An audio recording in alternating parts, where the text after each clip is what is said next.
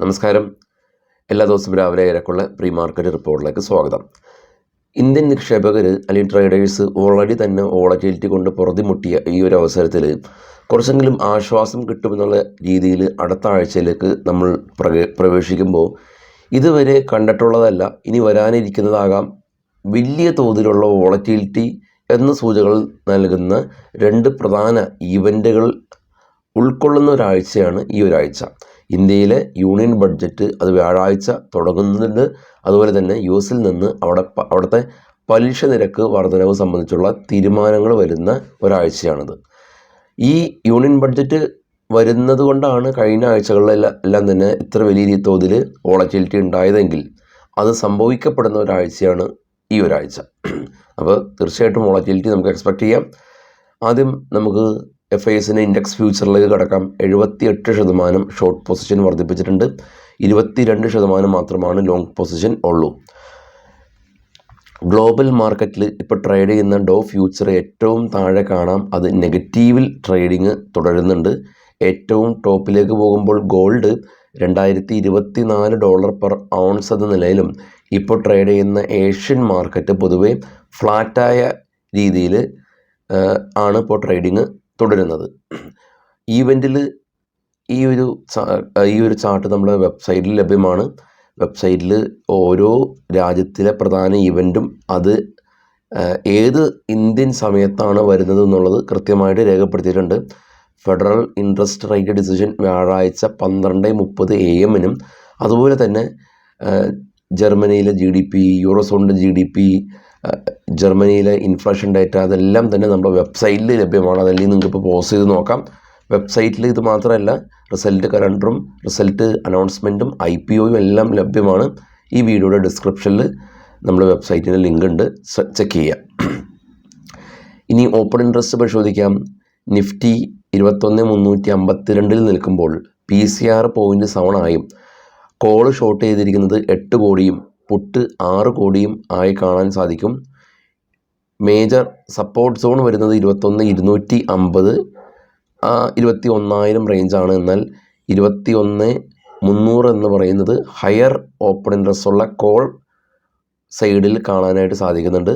Bank നിഫ്റ്റിയും 44,500 major support സോണായിട്ട് act ചെയ്യുന്നുണ്ട്. Bank നിഫ്റ്റിയും PCR 0.9 എന്ന നിലയിലാണ് ഇപ്പോൾ നിൽപ്പ്. അപ്പോൾ ഇതാണ് നമ്മുടെ ഓപ്പൺ ഇൻട്രസ്റ്റ് കാണിക്കുന്നത്.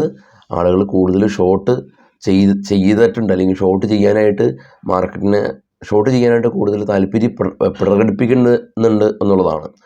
ഇന്ന് റിസൾട്ട് വരുന്ന പ്രധാന കമ്പനീസ് നോക്കുകയാണെങ്കിൽ ITC, Bajaj Finance, NTPC, GAIL, Bharat Petroleum, Vodafone Idea, Aditya Birla, Sun Life, Adani Green, Marico, Bharat Electronics, CSB Bank, Maharashtra Mahindra Logistic, Muthoot Finance, Nippon Life India Asset Management Company, Piramal Enterprises, Petronet തുടങ്ങിയ കമ്പനീസിൻ്റെ റിസൾട്ട് ഇന്ന് വരും. FIS കഴിഞ്ഞ വ്യാഴാഴ്ചയും 2,144 കോടി രൂപയ്ക്ക് സെൽ നടത്തി.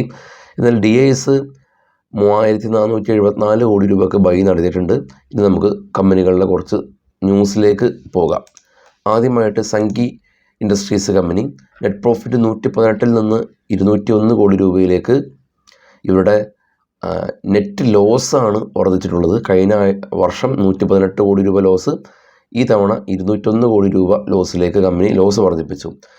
HDFC ബാങ്കിൻ്റെ രക്ഷകനായിട്ട് LIC വരുമോ എന്നുള്ളതാണ് എല്ലാ ആളുകളും ഉറ്റുനോക്കുന്നത്. LICക്ക് നിലവിലെ ഏകദേശം 50,000 കോടി രൂപയുടെ നിക്ഷേപം HDFC ബാങ്കിലുണ്ട്. അത് ഇരട്ടിയാക്കാനായിട്ട് RBI അപ്രൂവ് കൊടുത്തിട്ടുണ്ട് LICക്ക്. ലോറസ് ലാബ് KRK എന്ന കമ്പനിയായിട്ട് ജോയിൻറ്റ് വെഞ്ചർ കോൺട്രാക്റ്റ് സൈൻ ചെയ്തു. കോൾ ഇന്ത്യ അവർക്ക് ഗുജറാത്ത് സ്റ്റേറ്റ് ഗവൺമെൻറ്റിൽ നിന്ന് ഒരു പുതിയൊരു പ്രൊജക്റ്റ് കിട്ടി. കാപ്രി ഗ്ലോബൽ കമ്പനി ഇവർ ബോണസ് ഷെയർ ഇഷ്യൂ ചെയ്യുന്നുണ്ട് 1:1, അതുപോലെ തന്നെ സ്റ്റോക്ക് സ്പ്ലിറ്റും ചെയ്യുന്നുണ്ട് 1:2. ഭാരത് ബിജ്ലി സ്റ്റോക്ക് സ്പ്ലിറ്റ് ഫെബ്രുവരി 14 അവർ നിശ്ചയിക്കും. അദാനി പവർ ഇവരുടെ നെറ്റ് പ്രോഫിറ്റിൽ ഏകദേശം 300 മടങ്ങ് ഉയർന്ന് 2,738 കോടി രൂപ കരസ്ഥമാക്കി. വേദാന്ത 18% ഇയർ ഇവരുടെ നെറ്റ് പ്രോഫിറ്റിൽ കുറവാണ് ഉണ്ടാക്കിയിട്ടുള്ളത്.